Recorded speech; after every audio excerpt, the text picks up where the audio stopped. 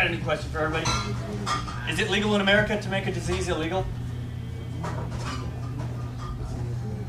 Yes? No? Is it legal to throw people in prison because they have a disease? Yes. It is.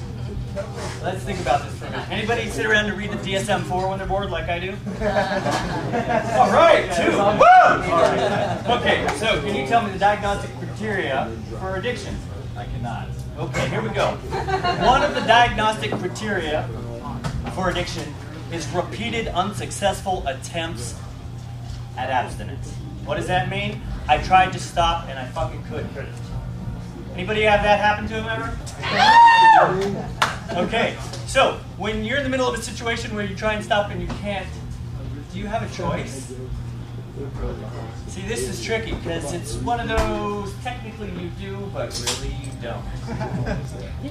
And that would be for the average garden variety addict. Now, when you take the more complicated addict, where there's, let's say, you know, a little bit of child abuse and some molest, maybe mental illness on top of it, maybe a lot of beatings during infancy or whatever. Then you'd have a person who was like me, where I had a severe and desperate need to get something in my body to make me not be in pain anymore.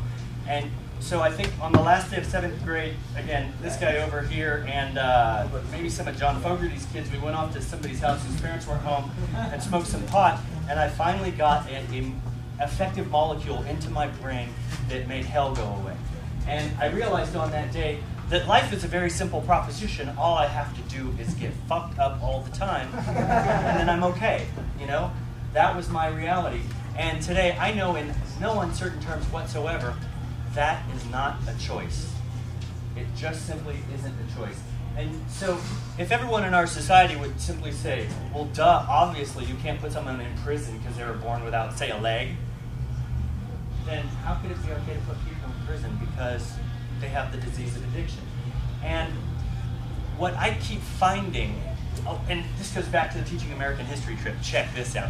We go to in Philadelphia, it had nothing to do with the curriculum that we were learning, but we went to this museum.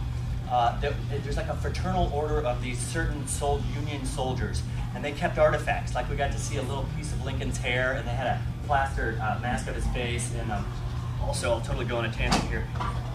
Lincoln also had 38 innocent men murdered in this town of Mankato, but anyway, I was at this museum, and lo and behold, I found myself standing in front of John Brown's lance that he used in the second of 3 attempts at taking over U.S. garrisons to get weapons, to give to slaves, to literally, you know, overthrow slavery in the South.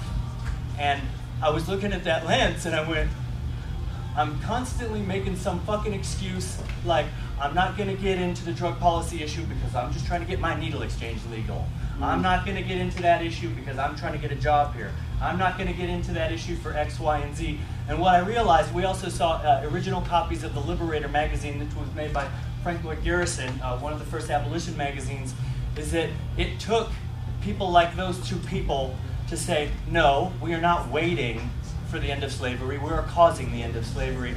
And I realized for as much as I try and do work for addicts, I'm still totally fucking copping out the very simple base reality, which is that an alcoholic and a drug addict is a person with a disease, and that part of that disease necessarily entails not being able to stop when they want to, and that means that they don't have a choice. It necessarily means, unless you're just a straight-up alcoholic, and hardly anyone ever is anymore, if you're an addict, part of your symptomology is being in possession of things that currently are illegal.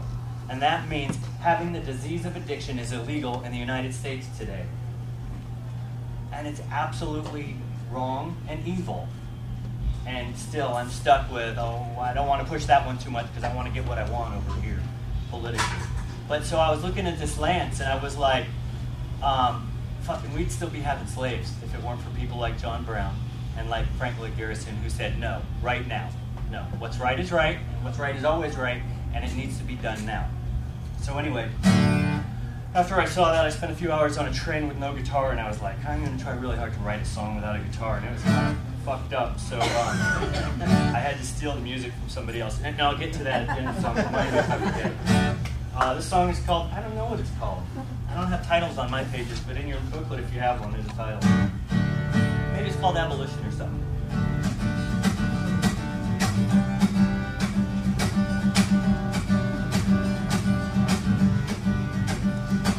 I have a disease at times, it completely impels me to break the law. An exhibition of my illness, cause simple possession is part of a symptomology.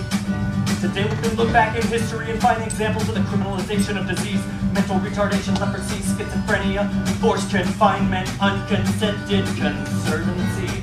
And oddly enough, a lot of times when diseases were made illegal, Adolf Hitler had something to do with it. We can look back and laugh at how dumb we used to be before we understood the germ theory of disease, but it's 2008, we won't think or hesitate in the incarceration of our addicted population. In 1935, the American Medical Association passed a resolution stating alcoholics are valid patients. In 1935, Bill Wilson put forth the idea that alcoholism is a disease. A disease. Just to be snide and funny, I really think disease in this example should be spelled D-U-H-Z-E-E-Z-E. Everything about it is so... Now it's 70 years later and most folks agree that addiction is a legitimate disease. The DSM-4 states that diagnosis is based on repeated and unsuccessful attempts at abstinence. And in 2008, we know there is inheritance from chromosome 1, 2, 4, and 7, dysfunction of the limbic system, faulty dopamine and serotonin production.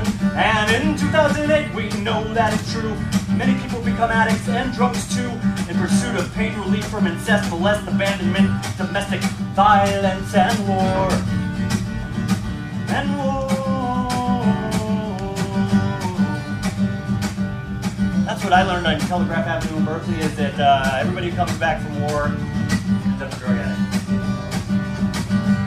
Or they end up killing everyone in their family and then themselves. So if sociology, biology, psychology all agree that people don't choose to acquire this disease, then how could we possibly assert it should be illegal? Sociology, biology, psychology all agree that people don't choose to acquire this disease, then how could we possibly assert it should be illegal? How can we criminalize a disease? I know this might sound a little odd, but I'd like to suggest that we deal with this disease the same as we deal with all the rest.